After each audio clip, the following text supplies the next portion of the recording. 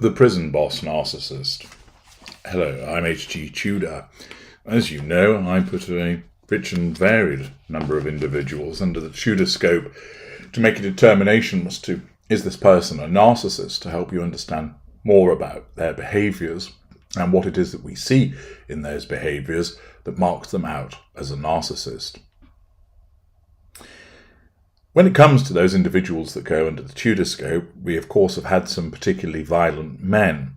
David Carrick, the former police officer who engaged in repeated physical and sexual assaults of women. Chris Watts, of course, who murdered his family. Brian Laundrie, the individual that of course murdered his girlfriend.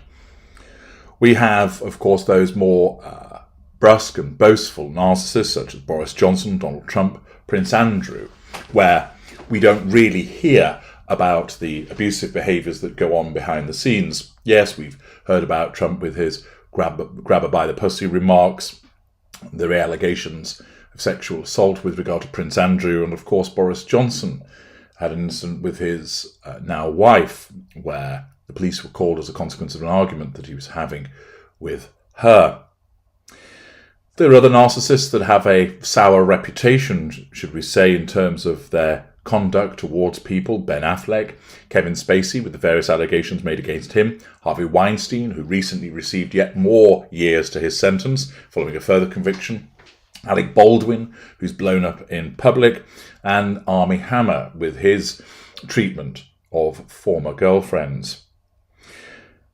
When it comes to the women, we haven't had as many of examples of, if you would, the dynamic between a narcissist and a male victim, where belittlement, physical violence has been used.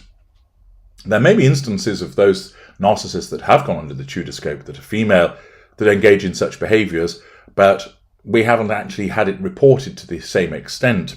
So, for example, with Gwyneth Paltrow, there's no doubt that she's a narcissist, but there haven't been any reported instances of her using physical violence. Ditto Ellen DeGeneres, ditto Taylor Swift, ditto Hilaria Baldwin. But we determine their narcissistic credentials from other aspects of their behaviour. With Harry's wife, of course, there's a suspicion that she has used violence behind the scenes, or at least verbal violence with regard to the way that she bullies people. With Chrissy Teigen, again, we have no evidence of physical violence, but verbal violence towards people on the internet. With Amber Heard, she, of course, was documented as being physically violent as well as verbally violent towards Johnny Depp.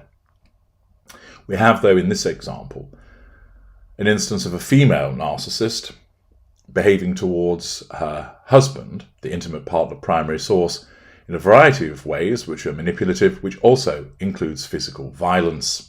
Therefore provides an opportunity to understand a female narcissist using physical violence towards a victim. I'm referring to the case involving Sheree Spencer, who was just recently jailed for abusing her husband, Richard.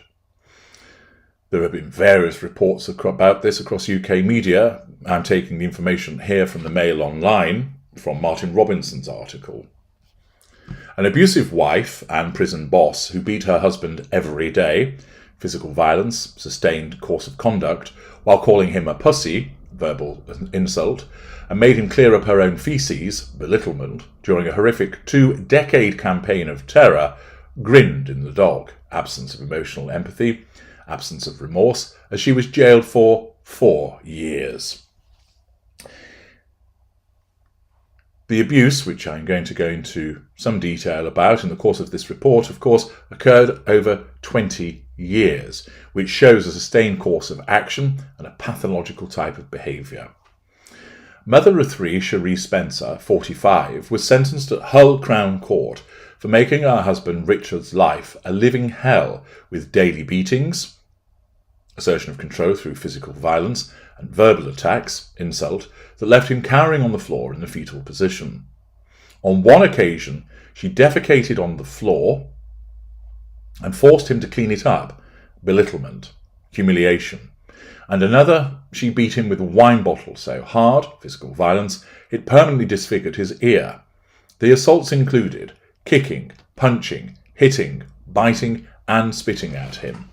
She also damaged his laptops, phones and clothes. Not only physical violence, but destruction of property, absence of boundary recognition.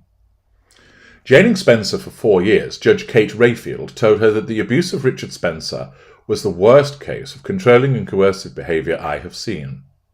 As well as a prison term, threat to control through incarceration, she was given an indefinite restraining order against her victim.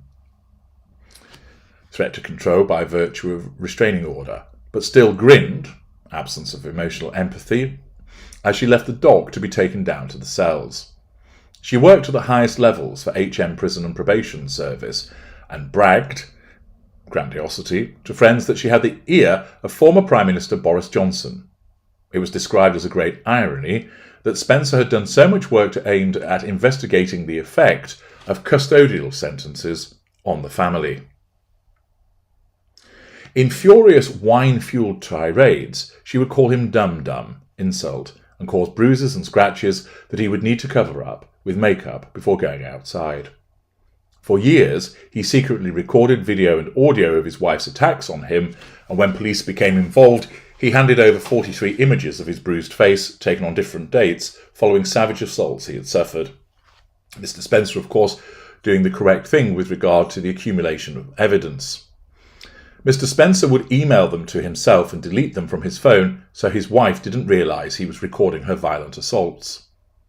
Hull Crown Court heard that Spencer was a mother of 3 young children and that many of the attacks on her husband had occurred in the family home. This shows a parental abrogation of her responsibilities and duties by engaging in violence towards her intimate partner primary source whilst children are in the home also. It shows a lack of emotional empathy for them, a lack of accountability for her behaviours. Spencer, of Upmarket Budworth in East Yorkshire, was a project manager in the department's Directorate of Strategy and Performance. A former friend said she would brag, grandiosity, about being only 2 down from the Prime Minister in her field and had meetings with Boris Johnson, who she spoke of as if he was a friend. Magical thinking. She was bragging about her high-flying career while subjecting her poor husband, a lovely man, to daily abuse, degradation and humiliation. Contradictory behaviours. Within months of becoming a couple in 2000, Richard Spencer endured her violent rages, ignition of heated fury, devaluing behaviour, devaluation period, which happened whether she was drunk or sober. Mr. Spencer told the court that although he was bigger and physically stronger than his petite wife, he did not fight back when she began to attack him. This, of course, can be quite common with certain victims because they're just not simply geared up to respond to physical violence with physical violence. There's also the fact that notwithstanding the abuse that they are receiving, many still have emotional empathy for their attacker and can't bring themselves to fight back. He said he almost became immune to the physical abuse she meted out, even though she would cause him immense pain by sinking her teeth into him.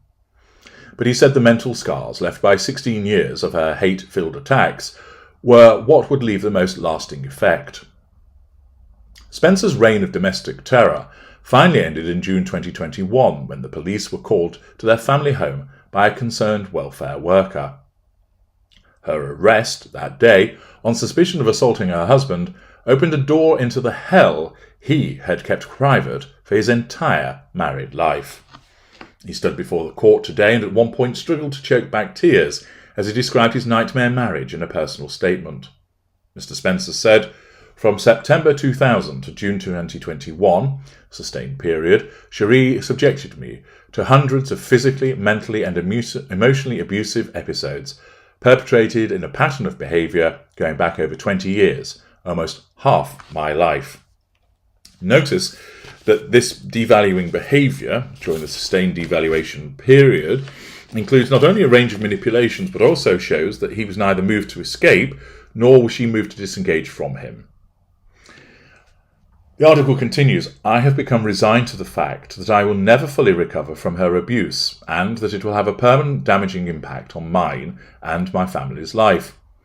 Sheree's abuse towards me evolved and escalated over time. She used repeated acts of physical assault, threats, verbal abuse and humiliation to punish and exercise control over me. All of those, of course, are forms of an assertion of control and rudimentary manipulations. The abuse was hidden from the outside world, including friends and family, which demonstrates the use of a facade. Sheree manipulated me into believing that I was a responsible and willing participant in the abuse, blame-shifting and gaslighting. She remorselessly proclaimed that I deserved to be punished, and that it was a justifiable consequence of me disappointing her in some way. Little by little, I lost my independence and willpower, and just accepted that was how my life was going to be. I complied with Sheree's demands, and she controlled most aspects of my everyday life, including things like what activities I could participate in, and when, which room I could sleep in, and even which toilet I could use.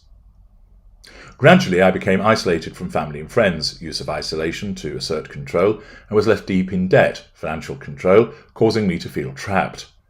Mr. Spencer said that restraining his wife was his only hope of avoiding serious injury, but the act of holding her still provoked her wrath. Threat to control by him restraining her, amounting to ignition of fury. He told the court, "I became increasingly hardened to the physical attacks that were usually inflicted when Sheree had been drinking alcohol, such as the kicking and the punching, although some things were particularly painful, such as biting and nipping. I'm physically bigger and stronger than Sheree, so I could restrain her if the pain became unbearable. However, I could only hold her for so long, and when the time came to let go, she would be even angrier, and the injuries she would inflict afterwards were always worse. After a while, I learnt to cover my face with my hands and curl up into a fetal position to try and avoid sustaining any visible facial injuries so that I could still take the children to school and nursery." The worst of the assaults occurred in April 2021 when his wife attacked him with an empty wine bottle. The court heard that Spencer beat him with the bottle all over his head and body, assault with weapon, but causing a serious injury to his ear, which swelled dramatically. Mr. Spencer said he needed hospital treatment, which his wife responded to by calling him a pussy. Lack of compassion, lack of emotional empathy, verbal insult. She looked up YouTube videos on how to drain blood from the ear by puncturing it with a knife. When he refused, she told him that if he used his name at the hospital, she would stop him coming back into the family home. Threat. She ordered him to use her brother's name, and he did as he was told as he was booked into A&E, fearing the reprisals that would happen if he did not. Richard Pratt, KC, defending, said there was little he could say to mitigate against Spencer's appalling treatment of her husband, and described her professional accomplishments as ironic. He said it was almost impossible to recognise her professional person as the same woman who subjected her husband to the shocking and distressing attacks, points to the use of a facade. Mr. Pratt said, "It is perhaps particularly ironic that one of the projects she has been working on has been dealing with the effects of custodial sentences on the family. That is an irony. But what is important and significant is that she continued to work and has an excellent work reputation and record." He said that Spencer had suffered bouts of depression and anxiety throughout her life, which she had wrongly sought to self-medicate by drinking alcohol, blame-shifting, use of ill health as an excuse. The court was told that on some days she would drink as much as 3 bottles of wine. Judge Rayfield described how she had sat through 2 hours of video and audio recordings of Spencer hurling hateful abuse at her husband. She added, "In one of these recordings it is clear you had defecated on the floor. Your husband can be heard scrubbing while you're heard to say to him, 'I made you do that. All I asked you to do was go to the shop,' blame shifting. I watched as you spat in his face time and time again and called him bitch, tiny cock and skank and insulted members of his family. Belittlement, humiliation, insult. You whispered in his face in the most sinister way, shouted demands and instructions at him, get the fucking chicken, get to the fucking shop, and warning him, you will learn. Threat.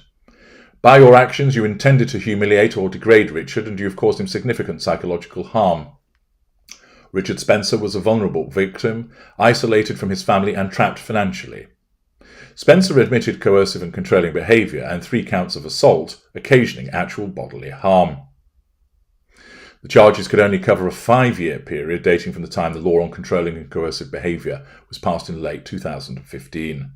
But Judge Rayfield said she took account of Spencer's persistent behaviour towards her husband because it cast light on his vulnerability as her victim. We are able to discern with regard to Sheree Spencer's behaviour that in a court of law and her guilty plea was that she accepts that she behaved in this fashion for a 20-year period of time, and therefore in the circumstances We have a range of behaviours which have occurred over a sustained period of time which point to them being pathological with regard to her personality that would support the fact that she's a narcissist. Also, in support of that, we see that she operates with a sense of entitlement. She would order Mr. Spencer around. She expected an immediate response. She demonstrates a lack of accountability. She's told lies. One would imagine that she would not provide much in the way of domestic help, causing him to have to do it, for instance, where it was stated about getting the chicken on and getting to the shop, etc. She would not have provided him with any emotional support. She would not have any genuine friends. She would not address their relationship issues in a constructive or meaningful fashion. One would gain the impression that she was someone who would never apologise. There's evidence of grandiosity. She thinks she's better than she actually is, engages in showmanship, brags about her perceived successes, and she's vain. One could imagine that she would also dominate conversation. There are clear haughty behaviours. She's rude, dismissive, arrogant, believes she's always right, and obnoxious. There is a sustained range of manipulative behaviours, which includes the telling of lies, triangulation with object, triangulation with person, physical violence, smearing, invalidation, belittlement, withdrawal, denial, guilt, provocation, projection, blame shifting, use of threat, control through finances, use of insult, heated fury, destruction of property, revision of history, shouting, argumentativeness, bullying, intimidation, deflection, false accusation, accusations out of nowhere, vagueness, and use of ill health. There are issues with regard to boundary recognition as a consequence of asset appropriation and a lack of privacy. She shows aspects, of course, of the narcissistic dynamic. From the information given, facade management, treats others as an extension of self. Black and white thinking, the exhibition of the need to assert control, the exhibition of a response to a perceived threat to that control. Hypocrisy, objectification, compartmentalization, paranoia, competitiveness, superficiality. It's also evidence that there is a lack of emotional empathy occasioned by the way that she has treated him as a whole, her manipulative behaviours, and also the way that she has abused her children's father, therefore having no due regard for how that impacts upon them. So there is a wide range of narcissistic indicators over a sustained period of time that would easily get her over the threshold to be found to be a narcissist. If you're interested in what school and cadre she would be, then join me in the complementing video where I ascertain that. I'm H.G. Tudor. Thank you for listening.